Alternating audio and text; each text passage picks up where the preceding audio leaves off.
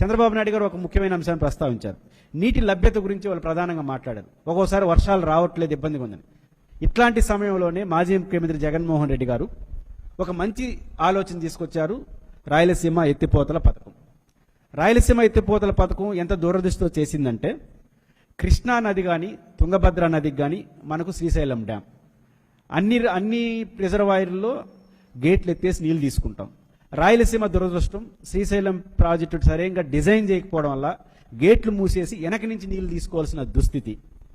కాబట్టి ఇక్కడ మనకు వరద రోజులు తగ్గిపోయినాయి, వరద ప్రవాహం పెరుగుతూ ఉంది. మరోవైపు శ్రీశైలం డ్యాంలో పూడిక వల్ల 100కు పైగా టీఎంసీల నీళ్లు నిల్వ సామర్థ్యం కోల్పోయింది.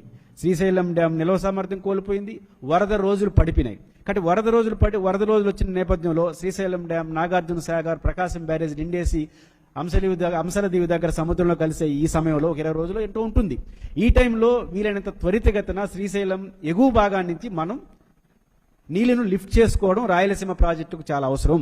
ముఖ్యంగా చిత్తూరు జిల్లా, కడప జిల్లా, అంద్రీనివా గాలేరునగర్ ప్రాజెక్టుకు ఇంతకు మించిన పరిష్కారం లేదు. పోతిరెడ్డిపాడుకు నీళ్లు రావాలంటే 854 అడుగు ఎత్తులో శ్రీశైలంలో నీళ్లు ఉండాలి. అట్లా ఉండే పరిస్థితి లేదు. తెలంగాణ ప్రభుత్వం లెఫ్ట్ బ్రాంచ్ నుంచి కరెంట్ ఉత్పత్తి చేసేస్తా ఉంది, ఆంధ్రప్రదేశ్ ప్రభుత్వం రైట్ బ్రాంచ్ నుంచి కరెంట్ ఉత్పత్తి చేసేస్తా ఉంది. ఈ టైంలో లిఫ్ట్ ఇరిగేషన్ స్కీమ్ తీసుకురావడం ద్వారా వరదల సమయంలో రోజుకి 3 టీఎంసీలు చొప్పున కనీసం 30-40 టీఎంసీలు పోతిరెడ్డిపాడు కింద బనకచెర్ల పైన పోయగలిగితే ఖచ్చితంగా గాలేరు నగర్కి ఒక మంచి అవకాశం వస్తుంది. ప్రత్యేక ఏర్పాట్లు చేస్తే చిత్తూరు జిల్లాకు సంబంధించిన అంద్రినివాకు, మదనపల్లి ఏరియాకి నీళ్లు తీసుకోవడానికి అవకాశం వస్తుంది. అలాంటి అరుదైన ప్రాజెక్టు రాయలసీమ ఎత్తిపోతల పథకం. కానీ రాయలసీమ ఎత్తిపోతల పథకం పట్ల రేవంత్ రెడ్డి గారు మాట్లాడిన తీరు, ఆంధ్రప్రదేశ్ ప్రభుత్వం ఆ ప్రాజెక్టుని పైన కామెంట్లు చేసి చూస్తే రాయలసీమ ఎత్తిపోతల పథకం 80% పూర్తయినా కూడా అది ఏమవుతుందో తెలియనటువంటి పరిస్థితి. కాబట్టి రాయలసీమ ఎత్తిపోతల పథకం ఉంటే ఖచ్చితంగా కృష్ణానదిలో వరదలు వచ్చినప్పుడు, తుంగభద్రలో వరదలు వచ్చినప్పుడు మనం ఫాస్ట్గా నీళ్లు తీసుకుని పోతిరెడ్డిపాడులో పోతే అటు గండికోటకు కావచ్చు, ఇటు రాయలసీమ ప్రాంతాలకు నీళ్లు ఇచ్చేదానికి ఒక అరుదైన అవకాశం. ఆంధ్రప్రదేశ్ ప్రభుత్వం ఏం వాదిస్తూ ఉంది? ముచ్చిమర్రి ఉంది కదా అని వాదిస్తూ ఉంది. నిజానికి ముచ్చిమర్రి ఎందుకు టేకప్ చేశారు? డాక్టర్ వైఎస్ రాజశేఖర రెడ్డి గారు దూరదృష్టితో 800 అడుగుల ఎత్తులోనే 7000 క్యూసెక్కుల సామర్థ్యంతో ముచ్చిమర్రి ప్రాజెక్టు రూపొందించారు.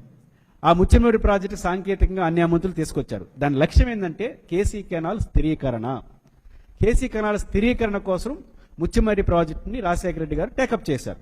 తర్వాత చంద్రబాబు గారి కాలంలో అది పూర్తయింది, ఇనాగ్రేషన్ చేశారు. ఈరోజు ముచ్చిమర్రికి 7000 క్యూసెక్కులు పర్ డే, అంతమించి తీసుకోలేరు. మాల్యాల దగ్గర నుంచి, ముచ్చిమర్రి దగ్గర నుంచి 2 ప్రాజెక్టుల నుంచి అంద్రినివాకు నీళ్ళు వస్తాయి. అంద్రినివాకు ఉపయోగించినటువంటి ముచ్చిమర్రి ప్రాజెక్టును రాయలసీమ ఎత్తిపోతల పథకానికి ప్రత్యామ్నాయంగా మాట్లాడుతున్న ఆంధ్రప్రదేశ్ ప్రభుత్వం. ఇది ఎటువంటి పరిస్థితుల్లో ప్రత్యామ్నాయం కాదు. ఎందుకంటే రోజుకి 7000 క్యూసెక్లే, హాఫ్ టీఎంసీనే దాదాపు. హాఫ్ టీఎంసీ అది కూడా కేసీ కెనాల్ స్థిరీకరణ కోసం, అంద్రినివా కోసం ఉపయోగిస్తున్నాం. మాల్యాలు కూడా చాలా తక్కువ టీఎంసీలు వస్తాయి నీళ్లు. అంటే ఆ ప్రాజెక్ట్ని పోతిరెడ్డిపాడుకి లింక్ చేయడం ఏంటి? నిజంగా ప్రభుత్వానికి చిత్తశుద్ధి ఉంటే రాయలసీమ ఎత్తిపోతల పథకానికి ప్రత్యామ్నాయం ముచ్చిమర్రి అని మీరు నమ్మేట్టుగా ఉంటే ఈ 3 ఏళ్ల కాలంలో 3 రూపాయలైనా కేటాయించారా? నిజంగా ప్రత్యామ్నాయం అయితే మీరన్నట్టు ముచ్చిమర్రి నుంచి పోతిరెడ్డిపాడు కింద నీళ్లు పోయొచ్చు, రాయలసీమ ఎత్తిపోతల పథకం అవసరం లేదు అని మాట్లాడుతున్నారు కదా. మరి ముచ్చిమర్రి నుంచి పోతిరెడ్డిపాడు కింద నీళ్లు పోసే ఏర్పాట్లు ఈ 3 సంవత్సరాల్లో ఏమైనా చేసినారా? రేపేమైనా చేస్తారా?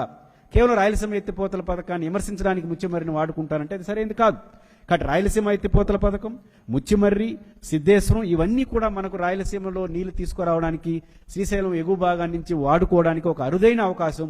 అట్లాంటి వాటిని నిర్లక్ష్యం చేసే పద్ధతిలో ప్రభుత్వం వ్యవహరిస్తే రాయలసీమకు చాలా నష్టం జరుగుతుంది.